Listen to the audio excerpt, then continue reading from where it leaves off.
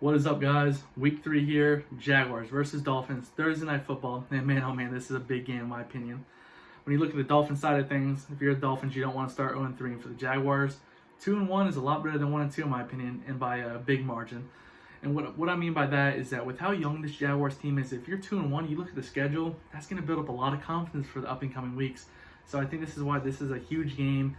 And I guess you can maybe say a must-win. Well, I won't go that far, but it's definitely a big game. So yes, going to get right into the video. First thing I want to say though is Thursday night Jaguars wearing all teal for the first time ever, so definitely excited to see how that looks. So go ahead and talk about the things I'm looking forward to the game and like the matchups and stuff like that. First thing I want to talk about is the Jaguars offense versus the Miami Dolphins defense. And the Dolphins defense has given up a lot in the air. Last week, Josh Allen over like 400 yards, he threw like 3 or 4 touchdowns. So they allow a lot in the air. They also have trouble stopping the run. So I expect James Robinson to get going early. He had 102 yards last week and 1 touchdown. So I expect him to have between 16 and 22 carries, hopefully 100 yards. But as long as it's like 4 or 5 yards a carry, potentially 6, that's gonna be big. It's gonna open up the play action. And I think that's going to help the Jaguars offense even more. And when you look at the secondary of the Miami Dolphins, they have players I like. They have Byron Jones, Bryce McCain, Howard, and at linebacker you have Kyle Van Noy. You also have some young players on the defensive line. They're young, similar to the Jaguars, but still kind of gelling as well because no preseason game. They're trying to still work together. Byron Jones, though, I believe is going to be out. Brian Flores, their head coach, did say that in order for him to play, he's going to have to heal up really quickly. So that's going to be huge because he is a good corner in my opinion. So definitely going to be a huge advantage for the Jaguars going against a Dolphins secondary without Byron Jones and a secondary that's already allowed a lot of yards in the air. And what I'm looking forward to is that coming a short week. In a short week, you really only have one practice day. It's basically mental preparation from a Sunday game to a Thursday game. So basically a Monday, Tuesday, Wednesday. One of those days you're basically practicing. One of those days is basically, getting your body right. You make sure you're all good to go. So really it's basically mental preparation. And I've read from the Jaguars articles from beat reporters and also listened to Jaguars radio is that Jay Gruden has actually installed like each week leading up to the game, usually 3 or 4 new plays he puts into the playbook, but that's gonna be difficult and probably won't happen this week because it's such a short week. But what I think Jaguars can be able to take advantage of is the Jaguars, they spread the ball out everywhere now, which is something I think us Jaguar fans are not used to. Whether it's Visca, Cole, Chark, Conley trying to get Colin Johnson involved in red zone, teams can't just game plan for like last year. Stop Leonard Fournette and stop DJ Chark. That's all you got to worry about. No. Now you got to worry about even Tyler Eifert or Chris Thompson coming out of the backfield. There's a lot of players that you got to worry about, especially with the Dolphins. Not getting a lot of pressure to quarterback. Minshew can sit in that pocket and hopefully just pick you apart. Because last week he threw over 300 yards, 3 touchdowns, 2 interceptions. Even though the interceptions probably weren't really his fault, but still, you can exploit this Dolphins defense. You can throw a lot of yards on them. So I think this is where it's going to be huge for Jay Gruden because he likes to spread the ball out, and I think it's going to be huge for Minshew to not necessarily spread the ball out, but also take a lot of deep shots. And I expect a lot of deep shots early on. With James Robinson in there, the play actions I think is going to be very, very useful in this game. And because we've seen some play action, week 1, week 2, but I don't think we've seen enough of play action. A lot of it was shotgun formation. So I think going against the Dolphins this week, though, I think you're going to see a lot of play action, a lot of deep passes. So definitely looking forward to the way we are continuing to utilize this offense. And also I expect and I really do think that you're going to see Visca get a lot more carries in the backfield because he's very hard to take down. And I won't be surprised. This is just my, a prediction or a bold prediction. Either this game or coming up, you're going to see a pass where the Visca looks like he's going to be running the ball, but Minshew's actually going to run out. They're going to throw it to Minshew. Would not be surprised if it happens on Thursday night. Like a trickery play or something like that. But yeah, definitely looking forward to this whole offense getting involved against the Miami Dolphins defense. Now, the other thing I'm looking forward, not really looking forward to, but a matchup I'm looking to see is our defense versus their offense because they have some playmakers. I mean, they got Devontae Parker, they got Gesicki, their tight end, who I'm a big fan. I'm also a big fan, like I said, Devontae Parker, and you have Fitzmagic back there, who, if you get him on that right game, he can throw 300, 400 yards and 4 touchdowns. but he also can turn the ball over a lot. So hopefully, you don't get him that game where he's just lighting you up, because he can, but he also, like I said, he can turn the ball over. And with our secondary, young and also, banged up with Jared Wilson, now Andrew Winger's there. You have, he didn't play good last week, by the way. Talked about it last video. You have DJ Hayden in the slot, who is, from last year to this year, has taken a step back, in my opinion. So maybe we'll see Josiah Scott get some playing time, potentially, maybe. Even Sidney Jones, who we signed from the Philadelphia Eagles before the season started. And then also you have Trey Herndon, who didn't play good last week, in my opinion. C.J. Henderson played okay, but not as good as week 1. So our secondary is still getting up a lot of yards. Ryan Tannehill threw 4 touchdowns on us last week.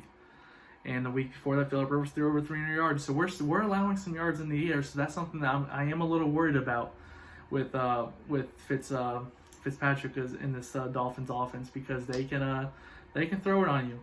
Now, running the ball wise, I think the Jaguars they've done pretty good stopping the run this year so far, in my opinion. So I'm not too worried. They do have Matt Breida and Jordan Howard, 2 running backs who, they're decent running backs. So that's a good 1-2 punch, I would say. But I think we can definitely stop them. I'm more so worried about stopping their tight end, who leads their team, I believe, in receiving yards and receptions, and also Devontae Parker. So I'm definitely nervous about that. I expect this game to potentially be high scoring, like 30-28, 27-24. I hope Jaguars, though, don't make that close and actually, pull away. That's my hope. But would not be surprised. High scoring game. 2 defenses that can't stop the pass right now. And yeah. So another thing that I need the Jaguars to do is to get better on special teams. Yeah, Josh Lambo missed, the extra point. That happens. You're not gonna be perfect every year. Being perfect as a kicker nowadays is nearly impossible, especially with the extra point. Back in the day, it was on at the 15-yard line. Now it's farther back, and kicks nowadays are blocked a lot more, and kickers are more inaccurate. But Josh Lambo was a great kicker, but the onside kick, or squib kick, I should say, that was a bad decision by the coaching staff, and also a bad kick by Josh Lambo. Did I say Scobie earlier? I can't remember. I'm just my bad if I did.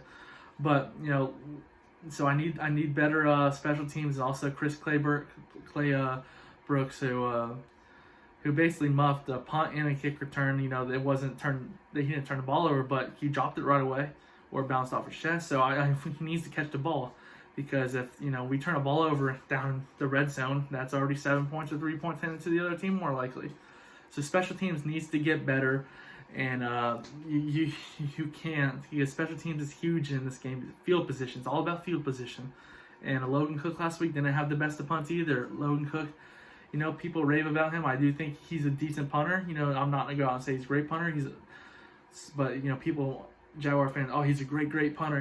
He's decent, but last week he didn't play good. He gave the Titans great field position 2 times at the 50-yard line. So definitely special teams needs to hopefully get fixed soon and quick, because that's crucial in today's NFL. A lot of people don't think special teams is that important, but it's very, very important. So yeah, that's what I'm basically looking forward to. I mean, it's kind of what I didn't really get into much detail, but in my opinion, there's really not much to talk about. It's our offense versus their not banged up secondary, but their weak secondary, and their offense versus our weak secondary as well. So it's 2 defenses that's allowing decent amount of yards, and offenses that can't put up points. In my opinion, I do think the Jaguars have a better offense. I think the Jaguars can put up more points, and I expect them to win, but I don't know. But yeah, I'm definitely excited for this game on Thursday. Not going to do a prediction, but I'll probably give my recap right after the game. It won't be Thursday night, but Friday afternoon I'll put the video up. So yeah, and I guess I'll go over the injury report too. Injury report for the Jags. I expect Brandon Leonard not to play.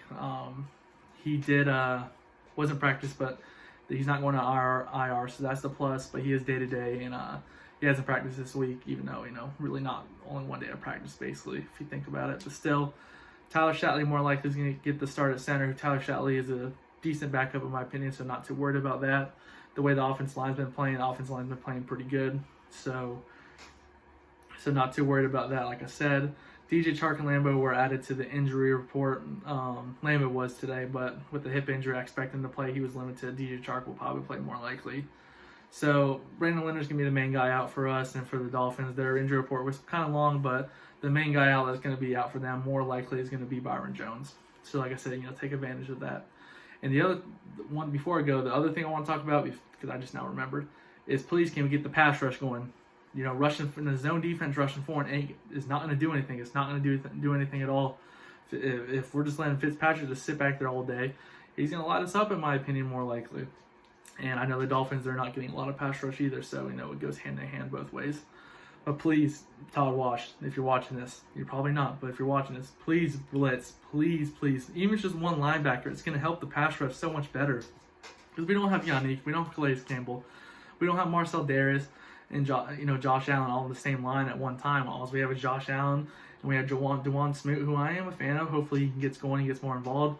You have Chase on, who had his first career sack last week, but if we're only going to rush forward, please have Chase on and Josh Allen on the field majority of the time. I think that's going to be your best bet if you rush forward to get to the quarterback. So I know it's kind of a little all over the place. Talked about pass rush late. I meant to talk about it earlier, but forgot about it. But so offense versus defense, both sides. Dolphin, for the Jaguar side and the Dolphin side, it's who our offense plays better in my opinion, because they both have weak secondaries, and I think it's going to come down to, like I said, I hope the Jaguars pull away with it, but I think it's going to be a close game, and I'm excited to watch it. I think whoever comes up with the last defensive stop more likely is going to win the game. But please subscribe if you want, and also. Go Jags, and I'm going to bring my recap probably Friday.